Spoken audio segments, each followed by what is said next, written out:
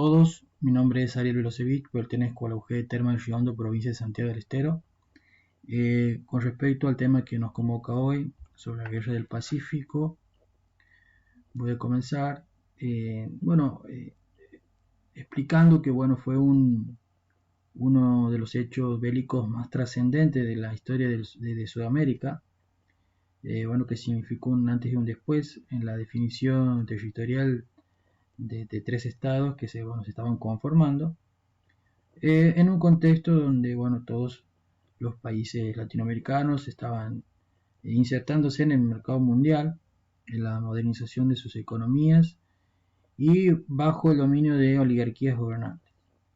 La disputa por la explotación de recursos exportables y la imposibilidad de salida al mar de Bolivia va a ser lo que va a generar el quiebre en las relaciones internacionales de los países involucrados, con un reclamo que perdura hasta nuestros días. Décadas atrás de la guerra, Chile había logrado establecer un escenario político positivo, sobre todo a partir de la Constitución de 1833, que tenía un lineamiento liberal y un poder ejecutivo fuerte. Las internas políticas entre los dos sectores políticos imperantes en aquel momento, no desestabilizaban al país, y eso se debe a que había un periodo de auge económico sin precedentes que atravesaba Chile y que se manifestó en el crecimiento de sus actividades productivas tradicionales, que era la explotación minera, y en una ampliación del mercado interno que permitió la aparición de nuevos rubros de producción. Bajo este contexto de bonanza, Chile se modernizó y creció en materia de infraestructura, comunicaciones, atrayendo capitales extranjeros, sobre todo el inglés. Sin embargo, para la década de 1870, la caída de los precios del cobre, la plata y el trigo, que eran sus principales productos de exportación, daban inicio a una crisis. Bien, en medio de este contexto, los empresarios chilenos van a virar hacia la producción del salitre, recursos que con anterioridad habían estado explotando tanto en territorio boliviano como peruano. El salitre en aquel momento había reemplazado al guano como fertilizante más utilizado en el mundo. Y además que la potasa extraída se utilizó para la fabricación de polvo. Este era explotado en la Antofagasta, perteneciente en su momento a Bolivia. Además, un dato importante, que el salitre mantenía su precio a nivel internacional. Y hay que destacar que los depósitos del desierto de Atacama eran los únicos en el mundo, lo que significaba que no había competencia.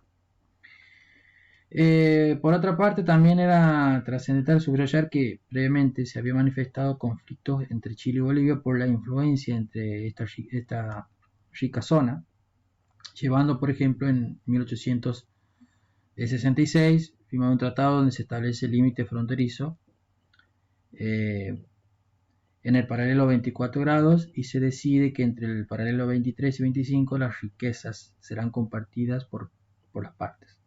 Esta influencia del capital chileno en la zona de Antofagasta y Tarapacá llevó en 1873 a Perú y Bolivia a firmar un tratado de alianza en secreto en defensa mutua en caso de que haya agresión del país andino. No obstante, un año más tarde, Bolivia firma con Chile otro tratado donde el primero acepta no cobrar impuestos al capital chileno que exporten riquezas en territorio boliviano. Pero finalmente, y en contradicción con el pacto anterior y frente a una crisis interna boliviana, en 1878 se decide cobrar un gravamen de 10 centavos por quital de salitre exportado a la Compañía de Salitres y Ferrocarriles de Antofagasta, de capital anglo-chileno, que por supuesto se rechaza. Esta medida es el detonante de la guerra. A partir de ese momento, la Compañía de Salitres y Ferrocarriles de Antofagasta llevó a cabo una presión al Estado chileno para que endurezca su postura, y trató de ganar el apoyo de sectores de la población relevantes y de la opinión pública. Luego, de negociaciones cruzadas entre las partes Bolivia confisca los bienes de la compañía y se había determinado su remate como resarcimiento de los impuestos aduaneros. Adeudados, perdón. Perú, por su parte, debió entrar a la guerra por la firma del tratado secreto de alianza de defensa que había firmado con Bolivia y porque también debía defender sus territorios de guano que ansiaban los empresarios chilenos. La confirmación de que Perú estaría del lado boliviano en el conflicto intensifica la presión para ir a la guerra, habiendo un amplio apoyo en zonas urbanas, aunque en zonas rurales se empezaron a reclutar hombres de manera forzada. Chile declara la guerra el 6 de abril de 1879 e inicia las acciones militares para la ocupación militar de la región de Antofagasta. Fue una ventaja que en Antofagasta residieran mayoritariamente chilenos, sumado a la gran cantidad de hombres en las filas de su ejército en comparación a su rival boliviano.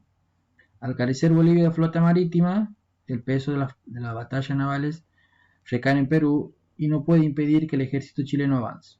El enfrentamiento entre fuerzas navales de Chile y Perú en Iquique impulsa aún más el apoyo por parte del Congreso chileno a la empresa de la guerra, alimentando por los discursos nacionalistas.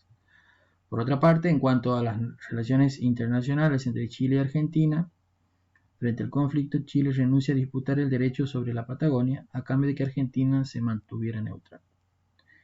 Chile domina el Pacífico, desembarca y conquista el puerto de Pisagua, en Perú, que es su principal puerto de desembarque del salitre. A partir de ahí continúa el avance del ejército chileno hacia Lima.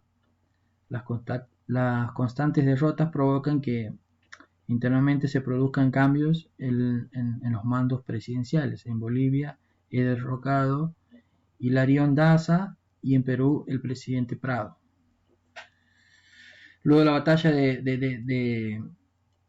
de Tacna se retira Bolivia de la guerra.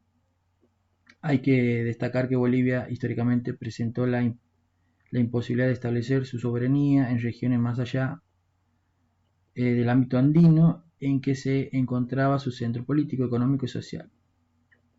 Le costó mantener en su poder las zonas de los llanos y de las costas hacia el Pacífico. Uno de los factores que contribuyeron en el desenlace del conflicto fue la escasa población boliviana. Al haber en Antofagasta mayoría de población chilena, fue fácil su conquista por Chile. Asimismo, la distancia entre La Paz y Antofagasta eran enormes, sumado a la geografía que no ayudaba. Esto en comparación a la poca dificultad de acceso desde Santiago de Chile hacia la región en disputa. El avance del ejército chileno sobre Perú fue arrasador.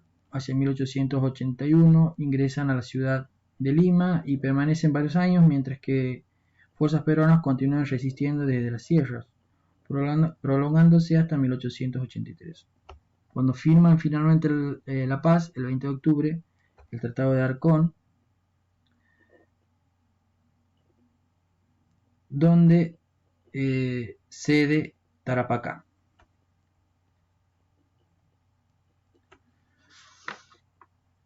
Con el fin de la guerra, Chile gana los territorios de Antofagasta y Tarapacá. El salitre queda en manos chilenas, pero gran parte de la concesión de su explotación queda en manos del capital inglés. Dicha concepción duró todo el tiempo que sea exportable el salitre y el Estado chileno se limitaba a cobrar como impuesto un tercio de las ganancias. De esta manera, el capital extranjero domina la explotación de este recurso. El fin de la guerra no pone fin al conflicto ni a los procesos diplomáticos que el tema generaba entre los países, sobre todo para Bolivia. En 1895 se firma otro tratado donde Bolivia reconoce la soberanía de Chile sobre los territorios ocupados y este último se compromete a darle un puerto en el Pacífico. Pero ese tratado no se cumplió y posteriormente en 1904 se firmó un tratado de paz y amistad donde nuevamente Bolivia reconoce el dominio absoluto y perpetuo de Chile de los territorios ocupados, mientras que Chile se comprometía a la construcción de un ferrocarril entre La Paz y Arica, además de permitir el libre tránsito de esos territorios y compensaciones económicas. El Congreso boliviano aceptó este tratado con la resistencia de algunos sectores. Esto marcó las relaciones internacionales entre los tres países involucrados en el conflicto. La cuestión de la salida al mar será recurrente hasta la actualidad para los gobiernos y diplomáticos bolivianos que han intentado una y otra vez reclamar su soberanía y solicitar la salida al Océano Pacífico, mientras que por el otro lado, sobre todo el chileno, su respuesta fue siempre la negación a dicho acceso. Bueno, esto fue todo por hoy. Así que bueno, nos volvemos a encontrar en otra oportunidad. Muchas gracias.